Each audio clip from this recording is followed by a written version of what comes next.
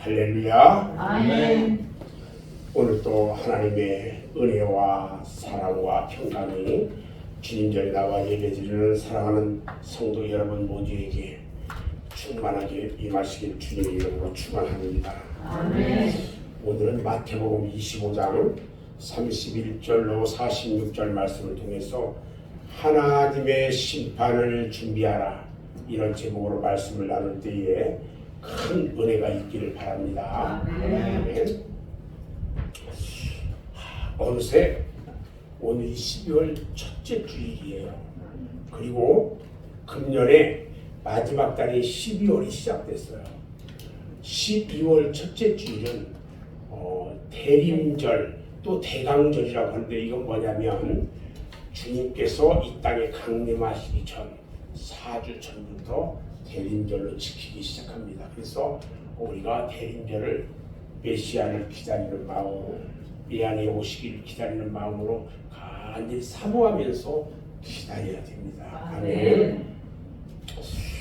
2023년도 달력을 새롭게 걸 때가 엊그제였는데, 아마 이번 주에 우리 교회 달력이 또 정말 멋있게, 또 어르신들 보시기에 큼직하게 또 이제 옵니다.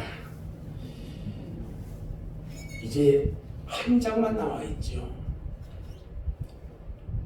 저는 아직도 몇 장이 남아 있으면 좋겠어요. 시간이 너무 빨리 가요. 우리 어르신들은 더 빨리 갈 거예요. 어떤 사람들은 그렇게 하대요. 50대는 50km로 가고, 60대는 60km로 가고, 70대는 70km로 가고. 세월이 너무 빨리 간대요. 정말 그렇게 느껴지는가요? 저는 지금 또 50대인 줄 알았어요. 근데 어느 날 보니까 60대 중반에 들어섰어요. 주님 앞에 이제 갈 날이 얼마 남지 않은 것 같구나. 점점 짧아지는데, 정말 이 땅에 남아야 살아있는 동안 주님 앞에 정말 잘 할 수 있도록, 그런 후회하지 않는 삶을 살아야 되겠다, 이런 생각들을 많이 합니다. 한 해를 보내면서 참으로 아쉬운 것들이 많아요. 연말이 되면 일반 회사나 큰 기업들은 대부분 연말 결산을 합니다. 그래서 한 해 동안 흑자를 냈다면 흑자를 또 나누어주고, 적자를 보았다면 또 내년에는 어떻게 흑자를 낼 것인지 또 새롭게 예산도 하고 계획도 세우고 이렇게 합니다. 그래서 저는 오늘 지나온 한 해를 뒤돌아보면서, 만약에 우리 주님께서 지금 오신다면 우리는 어떻게 주님을 만날 수 있을까, 이런 생각을 같이 하면서 함께 은혜 받으려고 합니다. 오늘 본문 말씀은요, 마지막 예수님의 재림 때의 심판에 대한 말씀이에요. 우리 주님께서, 우리 하나님께서 이 땅을 창조하실 때에 함께 만든 곳이 있었어요. 어디냐면 주님이 계신 곳. 어디예요? 천국. 오늘 말씀에 보면 우리 뭐라고 말씀하시냐면, 우리 주님께서 그때 함께 만들었다는 것을 이야기하고 있어요. 봐요. 34절에 보니까, 그때 임금이 그 오른편에 있는 자들에게 이르시되, 대아버지께 복받을 자들이여, 나와 창세로부터 너희를 위하여 예비된 나라. 아멘. 여기를 상속받아. 여기 어디예요? 천국이에요. 우리 주님은 온 우주 만물을 창조하실 때 천국과 지옥을 함께 만들었어요.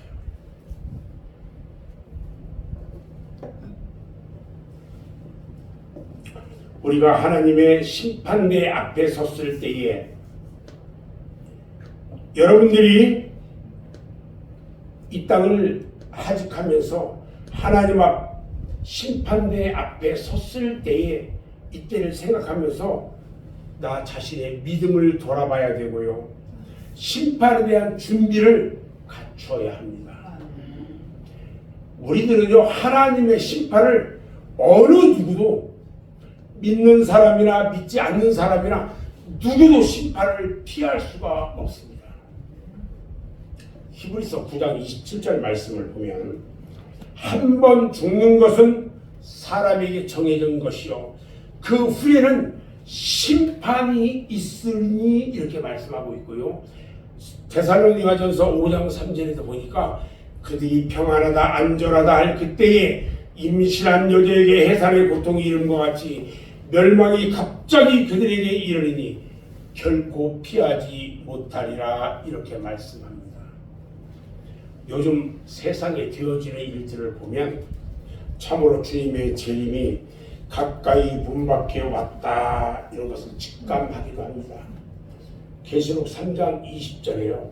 볼지어다 내가 문밖에 서서 두드리노니 누구든지 내 음성을 듣고 문을 열면 내가 그에게 들어가 그와 더불어 먹고 그는 나와 더불어 먹으리라. 우리 하나님께서 내 마음의 문을 뚝뚝뚝 열어요. 두드려요. 내가 주님하고 주님을 받아들이면 주님이 내 안에서 완벽한 삶을 사시겠대요. 나와 더불어 먹고 마시겠대요. 이제는요, 깨어 일어나 허리를 동이고 주님 맞이할 준비를 해야 합니다. 아멘. 여러분, 제가 이 열처녀 비유를 몇 번인가 했어요. 똑같이 주님을 기다려요. 신랑 예수를 기다리는데 5 친구는 기름을 많이 준비했고 5 친구는 조금밖에 준비하지 않았어요. 기름은요, 여러분 기도입니다. 기도예요. 기도로 많이 준비한 그 처녀들은 주님 혼인 잔치에 들어갈 수가 있었어요. 그러나 기도하지 않고 준비하지 않은 그런 혼인 잔치에 들어갈 수가 없었어요. 사도 바울은 로마서 13장 11절에서 이렇게 말합니다. 너희가 이 시기를 알고 주님 오실 때를 안다는 거예요. 자다가 깰 때가 벌써 되었으니 이는 이제 우리의 구원이 처음 믿을 때보다 가깝다. 처음 여러분들이 예수 믿을 때보다 지금 여러분들이 믿는 지금이 더 주님 오실 날이 더 가까워졌다는 거예요. 세상의 법정에서 여러분들 재판을 하면요, 그 주인이 무슨 죄를 범했는가에 따라서 법이 정한 기준에 따라 재판을 하고 형량이 선포됩니다. 그 당신은 1년 감옥에 있고 1년 10년 감옥에 있고 20년 감옥에 있고 이런 것들이 결정이 돼요. 자, 그러면 우리 하나님께서 이 세상을 심판하실 때는 어떻게 무슨 기준으로 심판을 하실까? 그걸 한번 생각해 보려고 해요. 하나님의 심판 기준은요, 크게 3가지로 나눌 수 있는데 오늘 본문 말씀을 보면 우리 주님께서 세상에 살아있는 동안에 우리가 신앙생활을 어떻게 했는지 믿음 생활을 어떻게 했는지에 따라서 심판하신다고 했어요. 그러니까 비록 작은 자에게 베푼 작은 일일지라도 우리 하나님은 모두 기억하고 그것을 상급으로 갚아주신대요. 아멘. 그리고 우리가 또 주의해야 할 것이 있어요. 내가 자선을 베풀고 거창한 박애정신을 가지고 선행을 행하는 일이 영원한 천국의 행복을 누릴 수 있는 자격을 주는 거라고 생각해서는 안 된다는 거예요. 내가 그것 좀 했으니까 내가 천국에 들어갈 수 있어. 착각하지 마세요. 예수 믿지 않고 이 선행을 하는 사람 너무너무 많아요. 죄송하지만 예수를 믿지 않으면 천국에 아무도 들어갈 수가 없습니다. 내가 교회에 나오는데 내 안에 온전히 예수가 들어있지 않다면, 온전히 예수를 믿지 않는다면 죄송합니다. 들어갈 수가 없습니다. 아멘.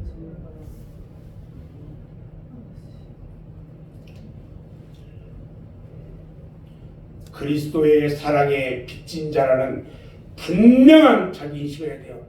이 십자가에 달리신 그 주님, 나의 죄를 대신해서 십자가에 달리신 그 주님, 이 사랑에 빚진 자라는 분명한 자기 인식을 해야 돼요. 그리고 진실한 사랑에서 우러나와서 기쁜 마음으로 가까이 있는 지극히 작은 자에게 베푸는 선행, 이것이야말로 참된 의미의 선행이 되는 것이고요.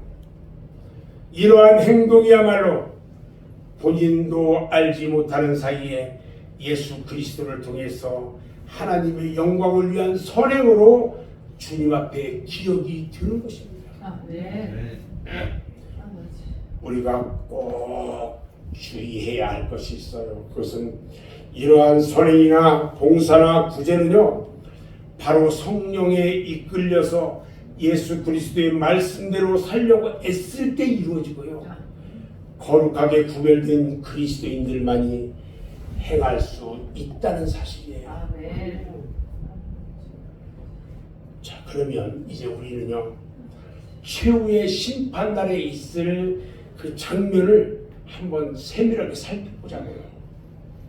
그리고 주님께서 그 심판날에 무엇을 기준으로 우리를 심판하는지 한번 우리 신앙생활을 점검해 보자는 겁니다. 우리 하나님은요, 우리의 믿음대로 우리를 심판합니다. 어떻게 심판한다고요? 믿음대로. 우리의 믿음대로 심판을 해요.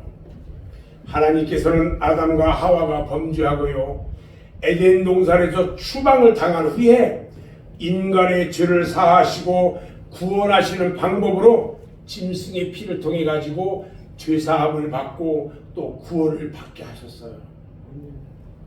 그 후에 우리 하나님은요, 독생자 예수 그리스도를 이 땅에 보내셔서 예수님이 십자가에 피 흘려 죽으심으로 누구든지 그 예수를 믿기만 하면 죄사함을 받고 구원을 받을 수 있도록 구원의 길을 열어주셨어요. 요한복음 3장 16절 17절에 보면 이렇게 말씀해요. 하나님이 세상을 이처럼 사랑하사 독생자를 주셨으니 이는 그를 믿는 자마다 멸망하지 않고 영생을 얻게 하려 하십니다. 하나님이 그 아들을 이 세상에 보내신 것은 세상을 심판하려 하심이 아니요 그로 말미암아 세상이 구원을 받게 하려 하심이라, 이렇게 말씀하셨어요. 그래서 예수를 믿는 자는 구원을 받고 예수를 믿지 않는 자는 심판을 받게 되리라고 경고하고 있는 거예요. 요한복음 3장 18절 말씀을 보면 그를 믿는 자는 심판을 받지 않는 것이요 믿지 아니하는 자는 하나님의 독생자의 이름을 믿지 아니함으로 벌써 심판을 받은 것이니라 말씀했습니다. 여러분께 묻습니다. 여러분들은 온전히 예수를 믿습니까? 아멘. 다시 한번 묻습니다. 여러분들은 온전히 예수를 믿습니까? 아멘. 아멘. 감사합니다. 죄 중에 가장 큰 죄가 있는데 그것은 무슨 죄냐면 하나님의 독생자 예수를 믿지 않는 죄가 가장 큰 죄입니다. 우리 주님께서 마가복음 16장 16절에서 말씀하셨어요. 믿고 세례를 받은 사람은 구원을 얻을 것이요 믿지 않는 사람은 정죄를 받으리라. 믿지 않는 사람은요 다 정해진 죄를 받는데요. 두 번째, 하나님은 반드시 우리가 행한 대로 심판을 하십니다. 어떻게 심판한다고요? 행한 대로. 행한 대로. 하나님께서 우리를 심판하실 때 기준 중에 또 한 가지 중요한 사항이 있는데 그건 뭐냐? 내가 어떻게 행했는지 그 행한 대로 심판을 받는데요.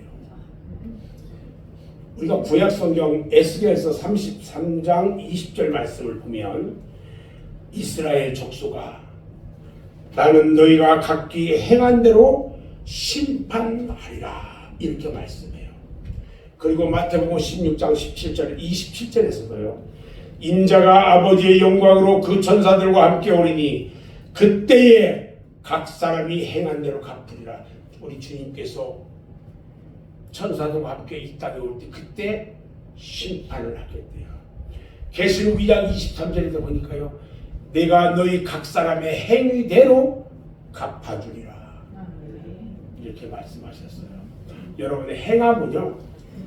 우리의 믿음을 더 완전하게 하는 거예요. 아멘. 행함이 없는 믿음은 무슨 믿음이라고요? 죽은 믿음이에요. 야고보서 2장 14절 말씀을 보면 내 형제들아 만일 사람이 믿음이 있노라 하고 행함이 없으면 무슨 유익이 있으리까? 그 믿음이 등이 자기를 구원하겠느냐? 영혼 없는 몸이 죽은 것 같이 행함이 없는 믿음은 죽은 것이니라 그랬어요. 우리가 신앙생활을 하는 것은요. 믿음으로 마음으로 믿고 의를 얻어서 입으로 시인하고 구원에 이른다고 그랬어요. 이 말씀은요. 믿음으로 받은 구원을 내가 행함으로 완성시키는 거다. 이렇게 말하는 거예요. 여러분들이 가지고 계신 완전한 믿음, 이제 그 믿음대로 행하는 여러분 모두가 되시기를 바랍니다. 아멘. 두 번째 행함은요. 성도들의 믿음의 열매예요. 성도들의 믿음은 행함의 열매가 있어야 합니다. 열매가 없는 나무는요. 찍혀 지옥불에 던져질 수밖에 없어요.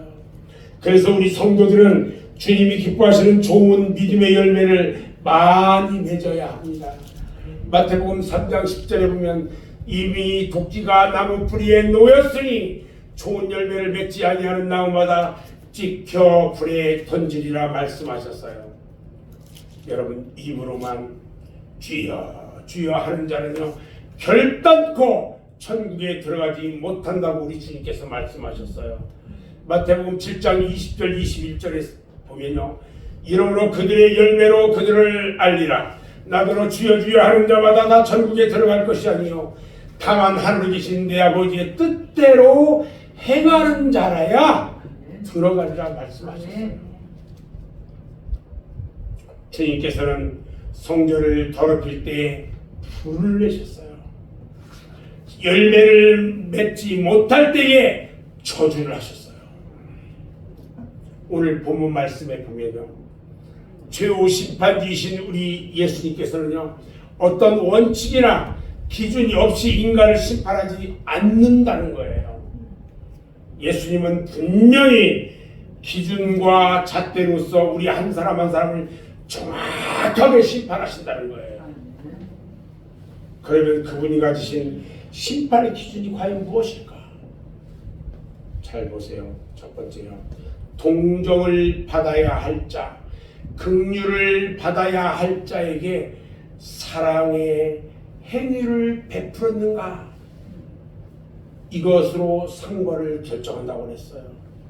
사실 없어가지고 배고픈 자를 먹이고 목마른 자에게 마시게 하고 나그네진 자를 영접하는 것은요 아름다운 행위입니다.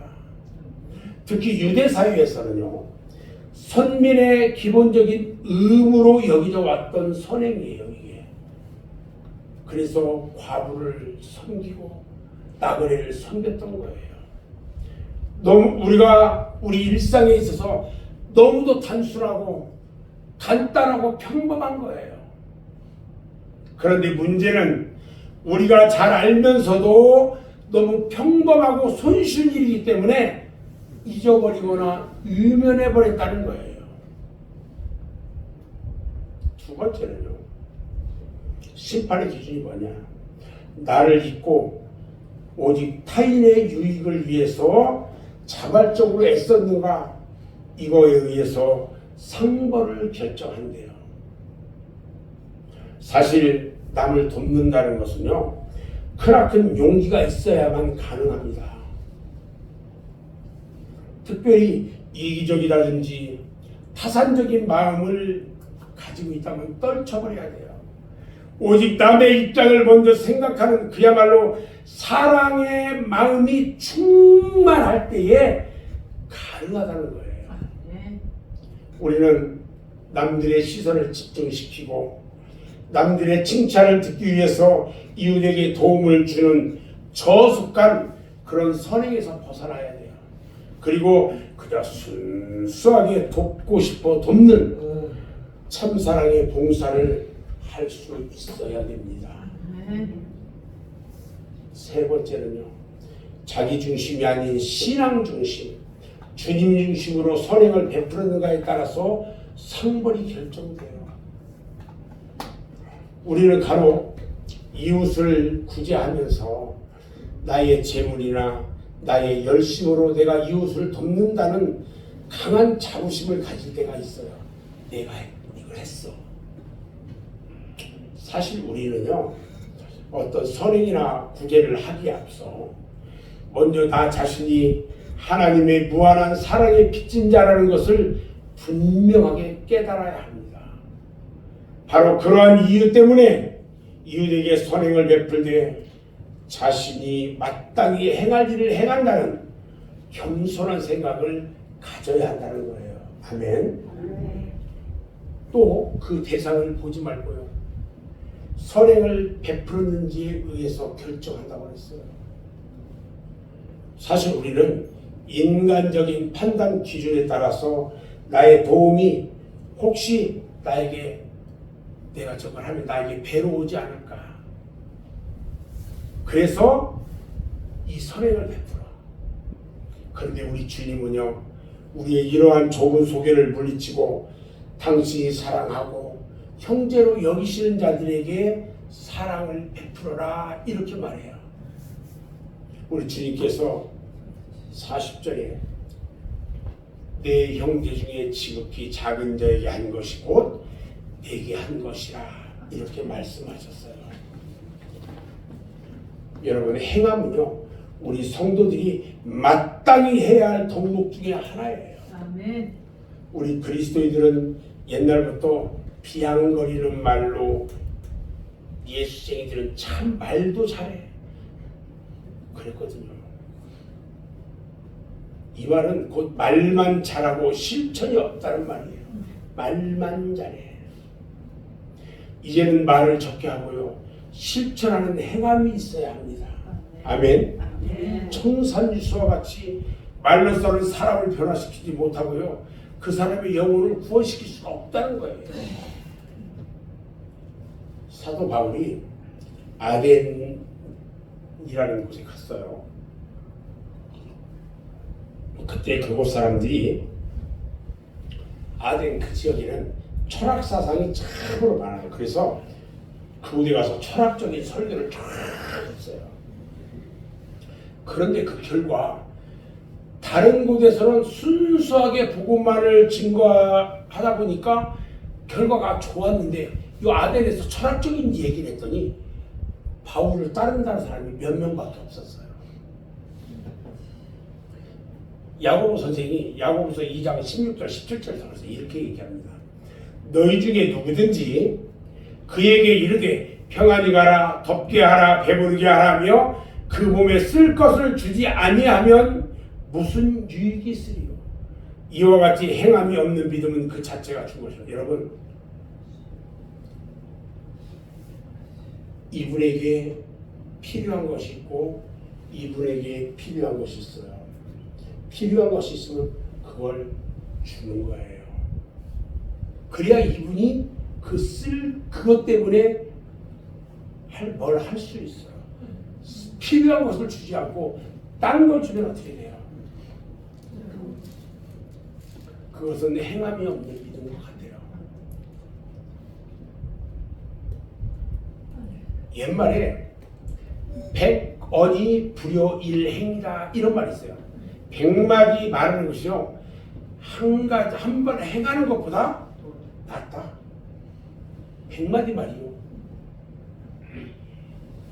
한 번 행할 100마디 말보다 한 번 행하는 것이 낫다는 거예요. 여러분, 우리 하나님은요, 심은 대로 거두게 하시고 심은 대로 심판을 하세요. 아멘. 아멘. 갈라디아서 6장 7절로 9절에 스스로 속이지 말라. 하나님은 업신여김을 받지 아니하시나니 사람이 무엇으로 심든지 그대로 거두리라.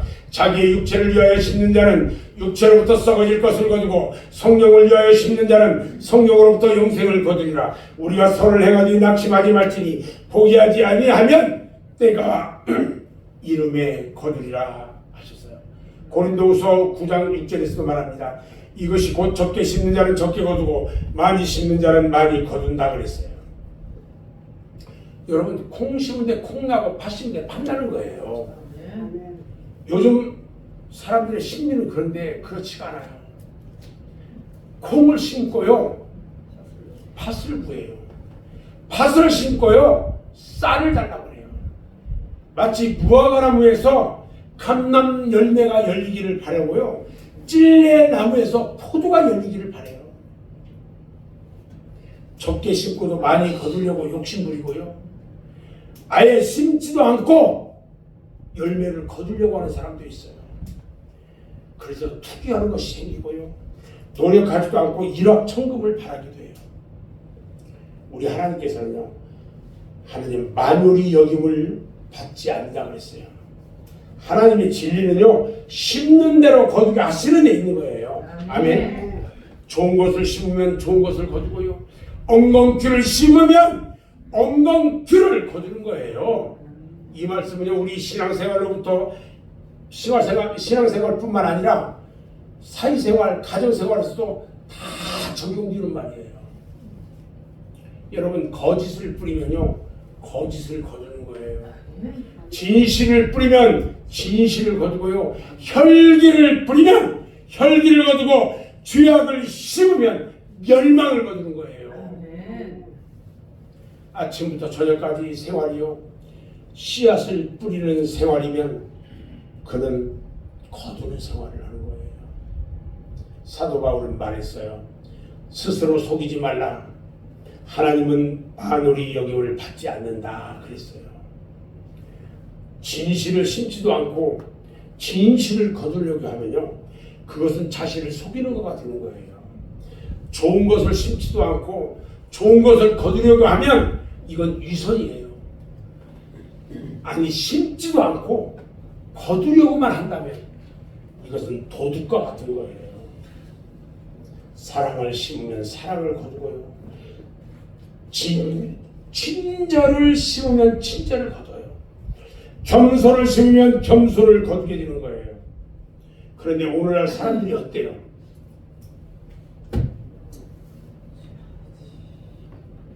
불신자들이야 뭐 지옥 갈 사람들이니까 그렇다 치고, 예수 믿는다고 하는 신자들이 거짓되고 유선된 자가 너무너무 많다는 거예요. 하나님을 위해서, 주님을 위해서, 교회를 위해서, 자기 자신의 신앙을 위해서 아무것도 할 것이 없으면서도요, 하나님께 뻔뻔스럽게 복을 달라고 하는 것은요, 오늘날 우리들의 실정이에요. 심은 것이 있어야 거둘 텐데 아무것도 심지도 않고 무엇을 거두기를 바라느냐는 거예요. 그럼 우리는 뭘 심어야 할까? 네 번째, 우리 하나님은요, 양과 염소를 분별하듯이 심판한다고 했어요. 마태복음서는요, 다른 복음서들하고 달라서요, 유독 최후의 날에 있을 심판에 관련된 내용이 많이 있어요. 11번이나 최후 심판에 대한 이야기가 나와요, 마태복음은. 그래서 마태복음은 꼭 영해를 해봐야 돼요. 영적으로 해석을 해봐야 된단 말이죠. 바로 그런 점에서 마태복음을 가르쳐가지고 흔히 심판을 전하는 복음서 이렇게 별칭이 붙어 있어요. 이러한 최후의 날에 있을 심판 장면을 가장 또렷하게 제시해주고 있다는 게 그 특징이 있어요. 특히 오늘 본문 말씀은요, 양과 염소를 분별하는 비유적인 형식을 취하기는 했는데 그 전체 내용이 종말에 있을 엄하고도 확실한 최후 심판을 직설적으로 소개하고 있어서 그 호소력이 대단히 강렬하다는 거예요. 예수님께서요, 오늘 비유를 설명하면서 최후의 심판은 마치 목자가 양과 염소를 분별한 것처럼 그렇게 분명히 실행될 것이라고 말씀하고 있어요. 잘 들으셔야 돼요. 주님께서 그렇게 분별한 양과 염소를, 양은 당신의 오른편에, 염소는 당신의 왼편에 두신다고 했어요. 여러분들은 양입니까 염소입니까? 비슷하게 생겼으니까 염소인지 양인지 구별도 못합니까? 여러분들은 양입니까 염소입니까? 양입니다. 성경 말씀의 표현대로 보면 오른편은 주로 축복, 명예, 권세, 영광, 위엄, 힘, 권능 이것들을 상징해요. 근데 왼편은요, 어두움, 죽음, 저주, 수치, 힘의 상실 이런 것들을 상징해요. 달라요. 이것은 결국 최후 심판 때에 의인은 영원한 기쁨의 상급을 받을 것이고요, 악인은 영원한 저주와 슬픔의 형벌을 각각 받을 것이라고 우리에게 말씀해주고 있는 거예요. 아멘. 지금은요, 의인과 악인은 비록 이 땅에서는 별 차이 없는 듯 생활을 하고 있는데요, 최후 심판을 거친 이후에는요, 영원한 천국의 기쁨과 영원한 지옥의 저주라는 엄청난 차이를 드러낼 것이라는 사실을 분명하게 깨달아야 합니다. 아멘. 여러분들은 다시 한번 이야기합니다. 마지막 결론을 이야기하기 전에 여러분들은 오른쪽에 있는 양의 무리 가운데, 아니면 왼쪽에 있는 염소의 무리 가운데 어느 쪽을 택하실 것입니까? 양의 무리. 아멘. 우리 사랑하는 맑은 교회 성도들은요, 다 오른쪽 양의 무리 쪽으로 다 오셔야 합니다. 아멘. 아멘. 아멘. 저는 이제 말씀을 마무리하겠습니다. 우리 모두에게는 언젠가 최후의 심판날이 이를 겁니다. 그리고 그날 심판의 대주 되신 예수 그리스도께서는 우리 한 사람 한 사람을 엄정하게 심판하실 거예요. 그때 주님은 우리가 쌓아놓은 재물이나 사회적인 명예나 높은 학문을 기준 삼아서 우리를 판단하지 않고요, 우리가 이웃을 얼마나 사랑하는지, 불쌍하고 소외된 형제를 위해서 얼마나 성실히 봉사의 손길을 벌렸는지 그것들을 보면서 우리를 심판하실 거예요. 이러한 사실들을 오늘 웅변적으로 말해주고 있는 한 인물이 있어요. 바로 프랑스 토울의 주교였던 마르티누스 그분이에요. 그가요, 마르티누스 그 주교가요, 원래 이교도의 아들로 태어났어요. 그가 그래서 로마 군인이 되었다가 군 생활을 하는 중에 그리스도의 환상을 보고 회심을 해요. 그리고 예수를 믿는 사람이 되었어요. 마르티누스의 간증을 보면 이렇게 이야기해요. 어느 추운 날, 잘 들으세요, 마르티누스에게 애절하게 구걸하는 한 거지가 찾아와요. 찾아와서 거지는 너무 추워가지고 온몸을 덜덜 떨고 있어요. 그때 마침 마르티누스에게 주머니에 한 푼의 돈도 없어요. 아무것도 없어요. 그래서 마르티누스는요, 그 거지를 어떻게 도와줄까? 저 배고프고 춥고 저에게. 그 거지를 보면서 외면하지 않고요, 자기가 입고 있던 이 외투를 벗어요. 그리고 그것을 주위에 떠는 그 거지에게 뒤로 가서 입혀줬어요. 뒤로 가서 입혀줬어요. 그날 밤 마르티누스가 꿈을 꾸게 됩니다. 그 꿈에 마르티누스가 그토록 사모하던 주님이요 천사들을 대동하고 꿈에 나타나셨는데 이상하게도 주님의 등에 자신이 낮에 거제에게 걸쳐주었던 일투가 걸쳐져 있는 거예요. 아멘. 그때 한 천사가 주님 앞에 물어봐요. 왜 보잘것없는 일투를 걸치고 계십니까? 이걸 누가 걸쳐주었습니까? 하고 물어요. 그러자 우리 주님이 기쁜 소리로 말해요. 내가 사랑하는 종 마르티누스가 나에게 입혀준 것이라. 아멘. 그렇게 대답했대요. 그렇습니다. 우리는 보이는 대로 형제를 도와주고 자발적으로 봉사와 헌신을 하고 기쁘게 사랑하면 그것이 곧 주님을 위하는 일이 되고요.